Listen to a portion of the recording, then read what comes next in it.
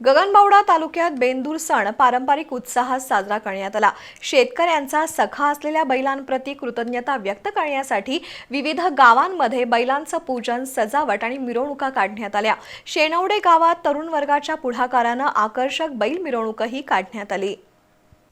गगनबावडा तालुक्यातील विविध गावांमध्ये बेंदूर सणानिमित्त पहाटेपासूनच उत्साहाचं वातावरण पाहायला मिळालं। शेतकऱ्यांनी आपल्या बैलांना गरम पाण्याने आंघोळ घालून त्यांची विशेष देखभाल केली। शिंगांना रंग देण्यात आले तर अंगावर आकर्षक झूल चढवण्यात आले। गळ्यात घुंगरांच्या माळ आणि नवीन वेसण घालून बैलांना सजवण्यात आलं। घराघरात बैलांचं औक्षण करून त्यांना नैवेद्य दाखवण्यात आला। बैलांप्रती कृतज्ञता व्यक्त करणारा बेंदूर सण मोठ्या भक्तिभावानं आणि आनंदात साजरा करण्यात आला।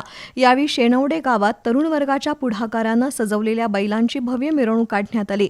पारंपरिक वाद्यांच्या गजरात निघालेल्या या मिरवणुकीत ग्रामस्थ, शेतकरी, महिला आणि युवक सहभागी झाले होते।